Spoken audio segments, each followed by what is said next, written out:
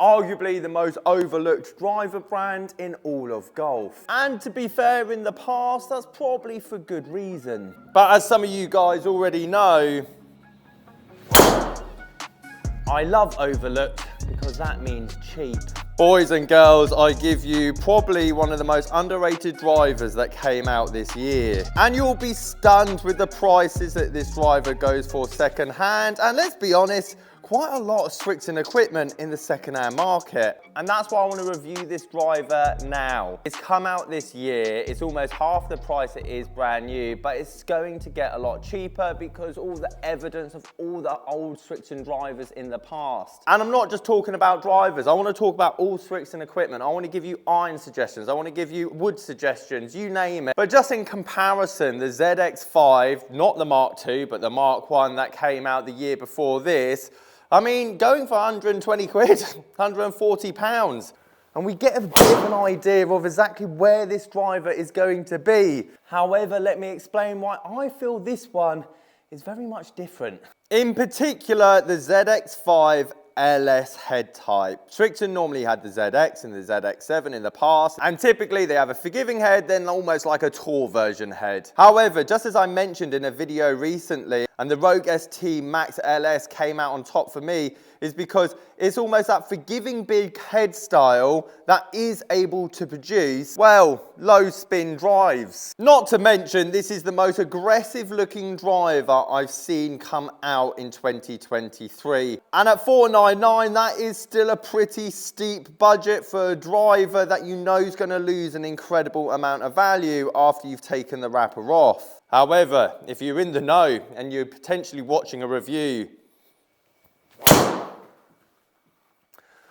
of someone testing that driver and telling you it's going to be almost 60% off going into next year, well, that's something definitely worth knowing. To put this into context, I have a 10.5 standard loft driver head with just a standard stiff flex shaft in here. And arguably that is some of the best numbers I have with my playing swing. Not going after it, that's normally what I'd swing on the golf course. 12 degrees loft, 2,200 backspin, 327 yards. Not to mention its success on tour. Brooks gamed this driver very well last season, did incredibly well in the majors, and obviously that's not down to the driver itself, but personally for me, this is one of the most confident drivers I've had in my hands. And again, I'm not saying that old Srixon equipment was a lot worse than this. Far from it. It's the old Srixon drivers, I'll show you the prices and obviously what they look like over the last couple of years.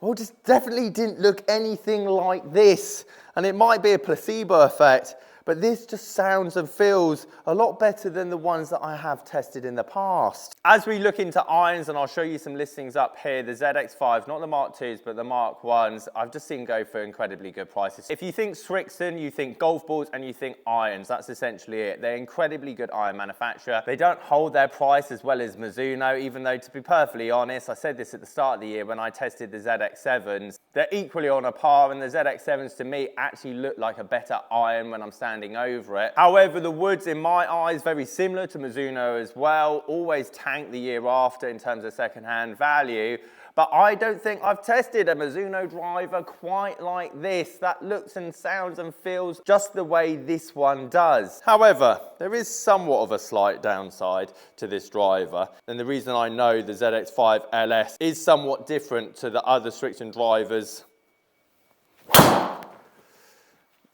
in the past. Oh, it's just filth. Is that the ZX7, the old school tour player, control head, whatever you like to call it, goes for a lot less. I'll show you the Mark II. I mean, going for around £200, £220. The ZX5 LS holding its price incredibly well, and if you've watched the channel for a while, all I ever take into account is what is their market value. Why are some older drivers more expensive than newer ones that have been more released? And that's because the public have bought it, loved it, and don't want to get rid of it, which is a true sign of if a driver actually works for the average golfer. Right, 5 big hits off the shelf, standard combination. Let's see what distance we can get.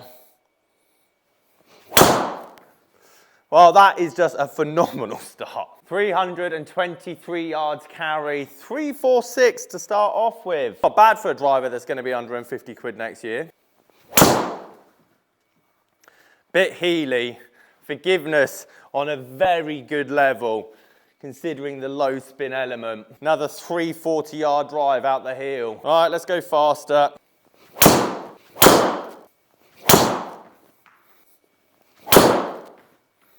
Oh, that's big.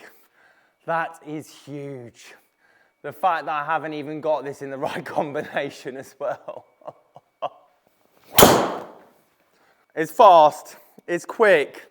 Sadly, I think that combination's letting me down now. 127 miles an hour. Sadly, the quicker I got, the more the spin crept up, which is understandable as this is a 10.5 and obviously standard stiff flex in the head itself. As I said at the start, I love overlook equipment because that means cheaper for everyone else. Arguably, this is the most overlooked driver in 2023. Guys, if you've got any questions about your swing or your game, sasgolfacademy.com, or check out my online coaching on Skillist up here on the right-hand side.